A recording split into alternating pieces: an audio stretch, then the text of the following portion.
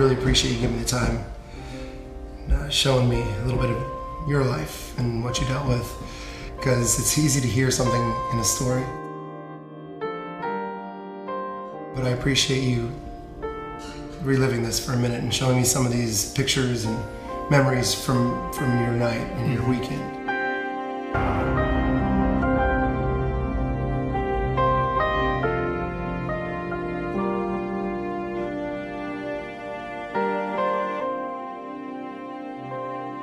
This picture here has a special place in my heart. Not sure if I can get through it. This was backstage on Sunday. On the day of the shooting. Everybody was so excited about being together. It's the story of the weekend. Everyone was having a blast. Yeah, everybody was. The story of the weekend was, this doesn't suck. This doesn't suck. I mean, that scene of peace and joy, how quickly that got flipped upside down. You're coming back from combat. You guys came back from combat. Yeah, we went to a country concert and came back. We left a war zone. A war zone. Have you seen a smile in a picture like that since? No. No, I haven't. Not yet.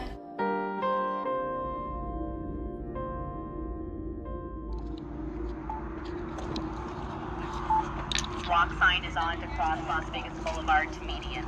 Rock sign is on to cross Las Vegas Boulevard.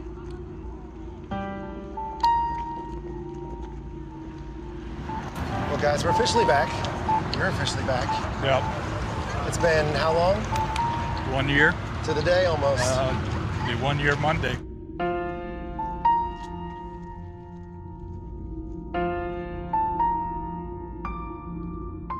The fact that this concert was on October 1st meant a lot to me.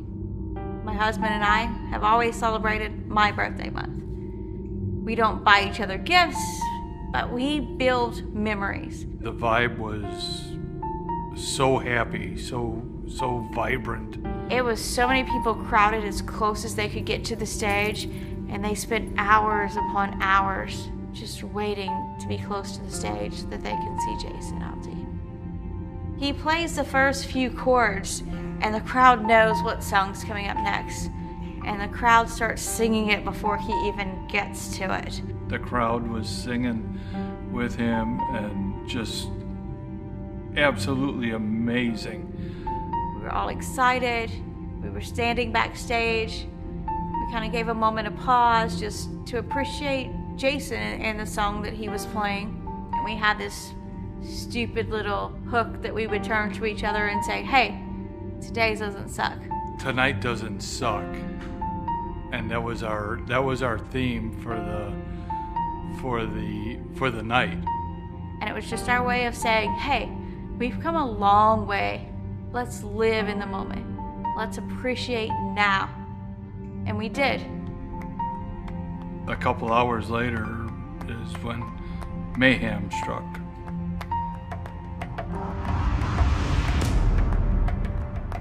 Anita was probably 30 feet from me at the time. The first few pops rang out, and we don't know it's gunfire. Didn't know they were shots. It sounded like fireworks.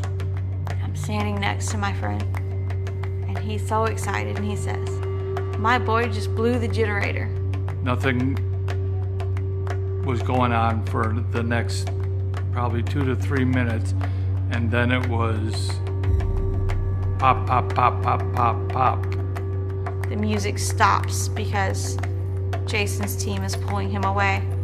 His bass player had a bullet hole in his guitar. The rapidness of the pops, it no longer sounded like fireworks. It was gunfire, and it was just this rhythmic, rapid fire, and then it would stop for a few seconds, and it would start again. It would stop, and it would start again. I don't remember screams. I don't remember anything else but our friend said, let's go, we gotta hide. I didn't look at the crowd at that point. There were a lot of people around backstage. People were running, they didn't know where to go. 6 of us that ended up in a production trailer. Went into this back room in that trailer, probably a room 5 by 5. Laying on the floor and covering up each other. There were times of levity, you know, we were trying to keep each other calm. There were times of tears. We were saying goodbye to each other. The rapid gunfire over and over and over.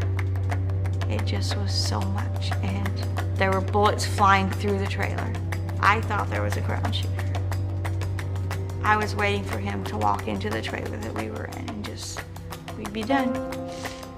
We hugged. I said he laid on top of me.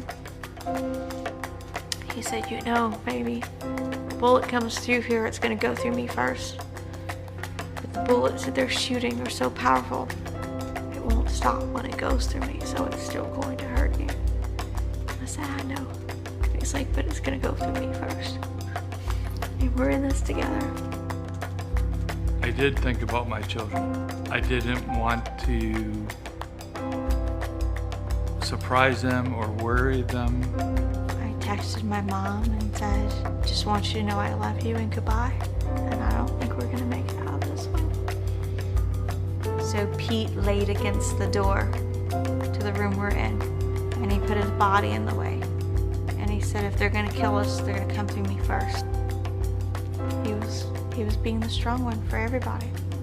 I held her and just told her we're gonna be okay, and if we're not okay, we're going together. He hugged me and kissed me and said, we're gonna do this together. And in the moment I thought, we're gonna die together. And now I find out we're gonna do this together. It's just an extension of our life because we made it out. And we're gonna do this together.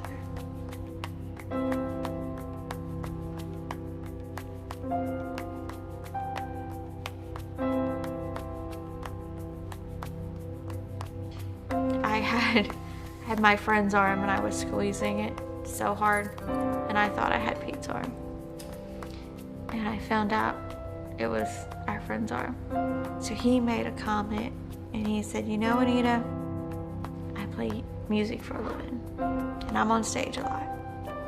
And you're squeezing my arms so hard that I may never ever get to play music again. And I'm okay with that. But can you please quit grabbing my ass? And then Pete says, oh, sorry, that was me.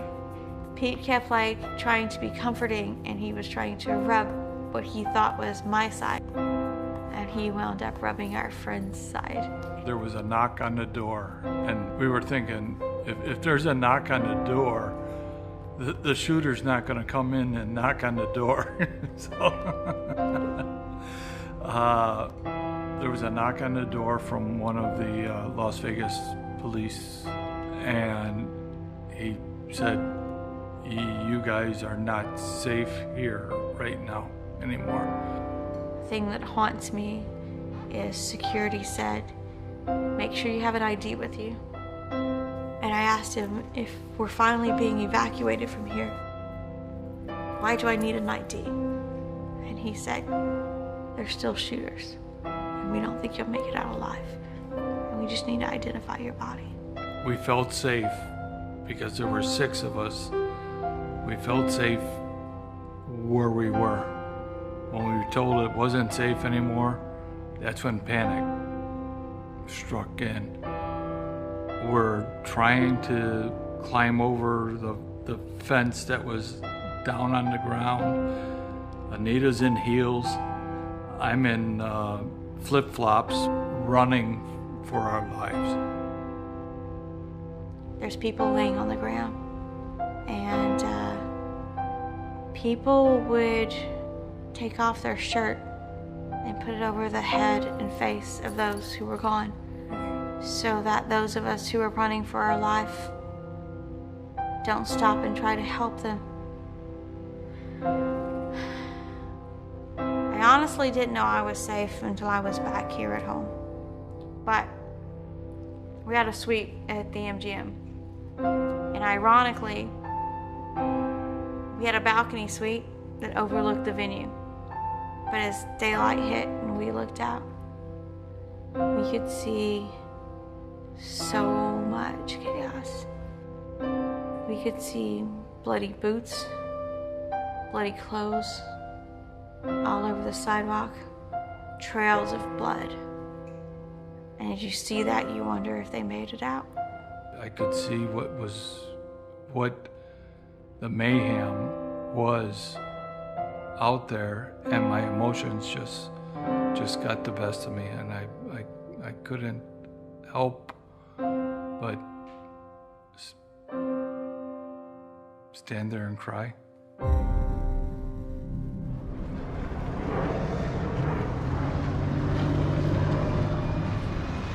Years old, 21, 28.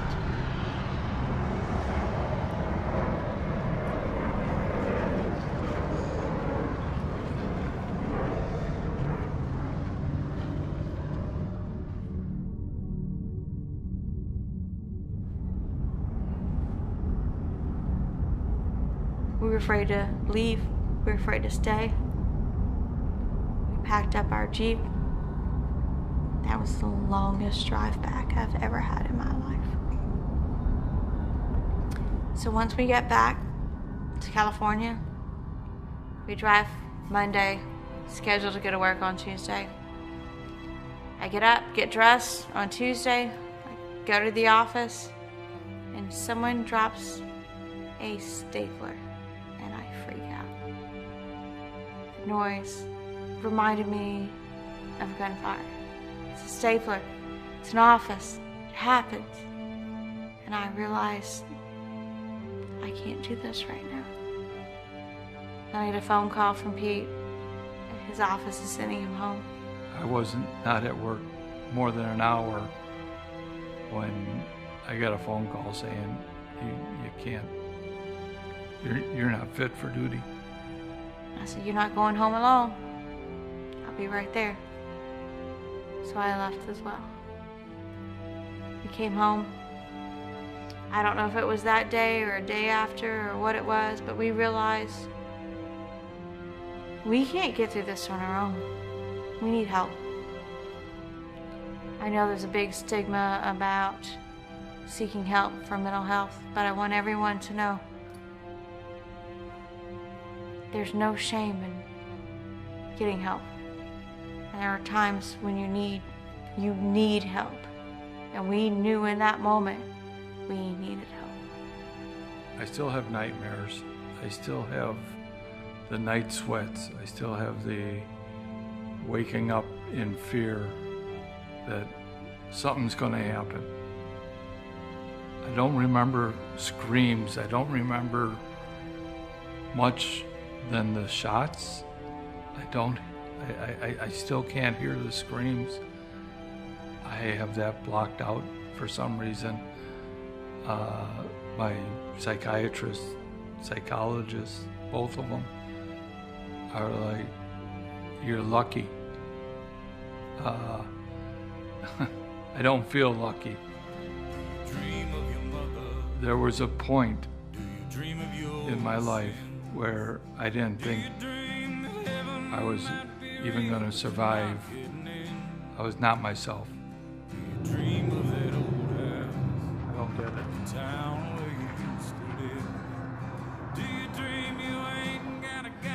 So PTSD for me, it comes and goes. I'll always have the diagnosis. The diagnosis doesn't come and go. The symptoms come and go. I work in an office in downtown LA, and every time I hear a helicopter, I want to hit the floor. Loud noises, high-pitched voices. Even listening to music at a really loud level sends me back into that dark place. So those are some of my triggers. So after going through such a horrible, horrible experience, I feel like the only way to change society is to put out positivity, to spread love, not hate. So in the aftermath of this, we wanted to find a way to give back and honor the 58 who were gone. So we met Dan Hubbard, who does amazing things for the homeless, and we partnered with him.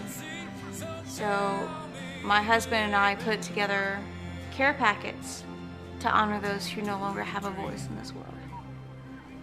And we joined Dan in his efforts, and we've met with him for the last day or so, and we've worked with him, and we were able to meet all of those amazing souls that he cares for.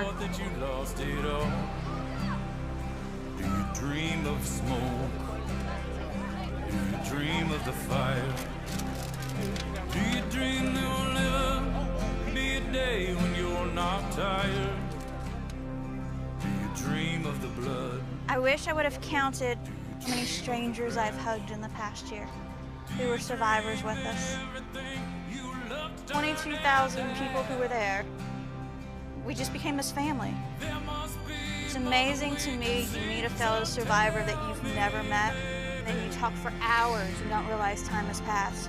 That's kind of how we are with meeting some other survivors, and just the strength and their story, and listening to our story and knowing that we know what each other went through is just amazing.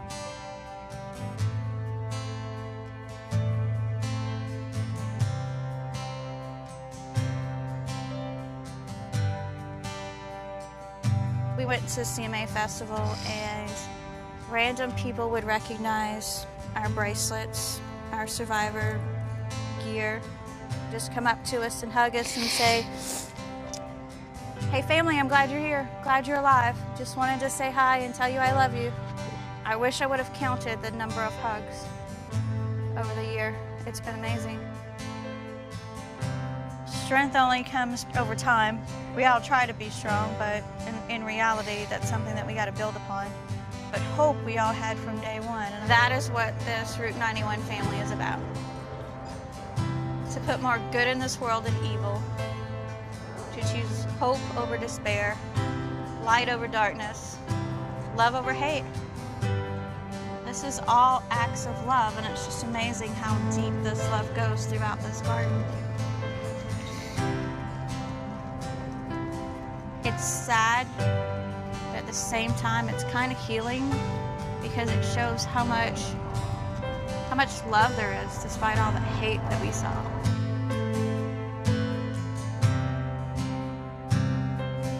Do you think you'll ever be able to come back here and see the same city? Not in the same way. Yeah. I'll never be able to come back to Vegas and not think of the 58 who didn't make it out like we did. Or the 850 who were shot that are still suffering. Dear, you're so filled with fear. Don't let them break you down. Sing a lullaby or sing out so loud. Oh my I will always continue to get better. I will never forget. I will always remember the fear of horror. But I've learned I don't have to live in that horror. So, from a PTSD point of view, it gets better, but it doesn't go away. I have no hate for Stephen Paddock. I have a lot of sympathy for him. I can't imagine what drives a human to think that life is so expendable that you can just randomly kill people and it's okay. So in that sense, I forgive him. But my forgiveness of him is about me and my healing, and has nothing to do with him. This is all memories, and these are memories you want to, I think, remember forever. So I don't think ever forget about this, but I think it's time to move forward. I think it is. strength, so to speak. I think it is. I can't imagine going through what you guys went through for the last year. If nothing else, I hope your story can show someone it's okay. It's okay to not be okay, as Anita told me. It's okay not to be okay. Yeah. And if you need help, we're gonna help you. I am going to get past this. It's gonna be a metaphor for your recovery. It's gonna be a new beginning for where we're headed now. Yeah. It's time to start healing.